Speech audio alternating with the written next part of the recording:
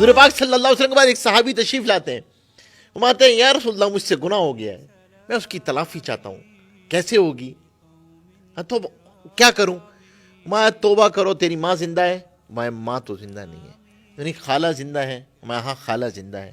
فرمایا ان کے ساتھ صلہ رحمی کیا کرو، اللہ تبارک و تعالیٰ تمہارے گناہوں کو معاف فرما دے۔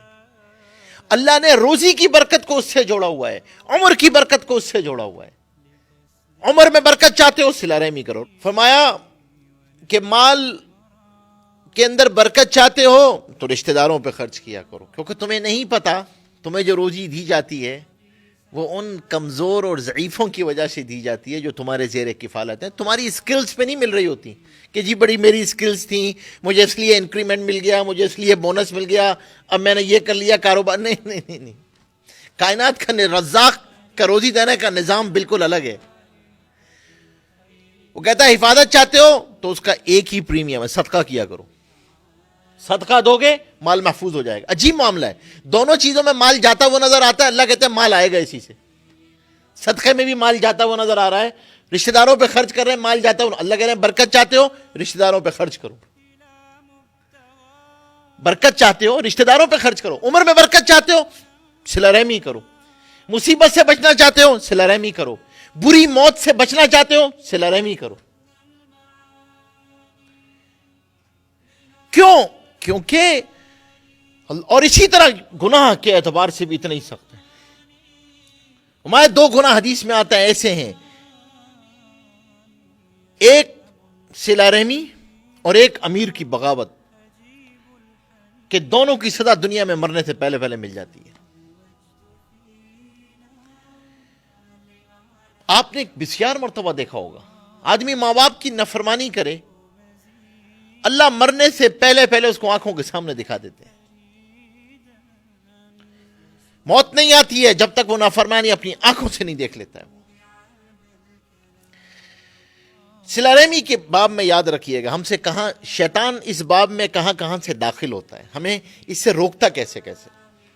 پہلی چیز ہمارے استاد فرمایا کرتے تھے، پہلی چیز صلہ رحمی کے باب میں فرمایا کرتے تھے کہ بھائی اس حدیث جہاں آتی ہے کہ حضور پاک صلی اللہ علیہ وسلم سے پوچھا کیا صلہ رحمی یہ ہے کہ جو میرے ساتھ اچھا کرے میں اس کے ساتھ اچھا کروں؟ فرمایا نہیں، یہ صلہ رحمی نہیں ہے۔ جو تمہارے ساتھ ظلم بھی کرے تم اسے معاف کر دو، جو تمہیں حق نہ دے تم اسے حق دے دو۔ تو ہمارے استاد فرمایا کرتے تھے اس کے اندر کہ بھائی صلہ رحمی کے باب میں سب سے پہلی چیز یاد رکھنا، توقعات کا دروازہ بند کر دینا۔ ایکسپیکٹیشنز کے ساتھ صلہ رحمی نہیں ہو سکتی۔ نو مور ایکسپیکٹیشنز۔ نیکی کر کے دریا میں ڈال دو۔ اور پھر خود ہی فرماتے تھے کہ ہمارا مزاج تو یہ کہ جب تک نیکی کر کے ریڈیو میں نشر نہ کر دیں چین تھوڑی آتا ہے۔ 50 آدمیوں کو ایس ایم ایس کریں گے، ارے گفٹ میں آپ کو گفٹ مل گیا، آپ کم از کم ایس ایم ایس ہی کر دیتے یار، بتا دیتے آپ کو گفٹ مل گیا۔ انہوں نے ہمیں بلایا تھا، ہم نے انہیں کتنی مرتبہ بلایا، وہ کبھی آئے ہمارے، ہم کیوں چلے جائیں؟ وہاں نہیں، توقعات کا دروازہ بند کر دو، نو مور ایکسپیکٹیشنز، پہلی چیز۔ دوسری، اس باب کے اندر جو سب سے اہم چیز ہے، ہم اس بات کا خیال رکھیں کہ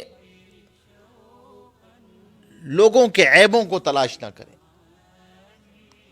لوگوں کے عیبوں کو تلاش نہ کریں، اور عیب سے بھی پہلے اس باب میں جو شیطان داخل ہوتا ہے یاد رکھیے گا۔ اللہ اکبر، کیونکہ یہ جس دن اس کی ایک اینٹ ہلتی ہے اس صلہ رحمی کی دیوار کی، یہ معاشرے کی وہ اینٹ ہے جو سرکتی ہے نا تو پورا معاشرہ سرکتا ہے۔ اس لیے شیطان کی سب سے زیادہ طاقت اگر کسی جگہ پہ لگتی ہے تو اس خاندان کو توڑنے پہ لگتی ہے، کہ اگر یہ بکھرتا ہے شیرازہ تو معاشرے کو شیرازہ بکھرنے میں اسے کوئی محنت نہیں کرنی پڑتی، وہ خود بکھر جاتا ہے۔ سب سے زیادہ طاقت، دوسرا راستہ جہاں سے وہ داخل ہوتا ہے، پہلی توقعات پیدا کرتا ہے، ایکسپیکٹیشنز۔ دوسرا یہ کہ بدگمانی کے راستے سے آتا ہے۔ Non verbal communication. اس لیے اللہ اکبر، ہمارے استاد تھے وہ فرمایا کرتے تھے کہ بھائی صلہ رحمی کے باب میں اظہار محبت شرط ہے.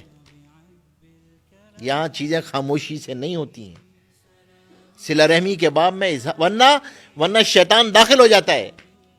آپ خود سوچیں، حضور پاک صلی اللہ علیہ وسلم تشریف لا رہے ہیں، اما جان ساتھ ہیں، ایک صحابی سامنے سے آتے ہیں اور حضور پاک ہم دور سے فرماتے ہیں تمہاری ماں میرے ساتھ ہے. وہاں یا رسول اللہ ہم آپ کے بارے میں غلط سوچ بھی نہیں سکتے. ماں نہیں، شیطان انسان کے جسم میں ایسے چلتا ہے جیسے خون گردش کرتا ہے. اگر نبی کے بارے میں کوئی خیال آ جاتا تمہارا تو ایمان ضائع ہو جاتا.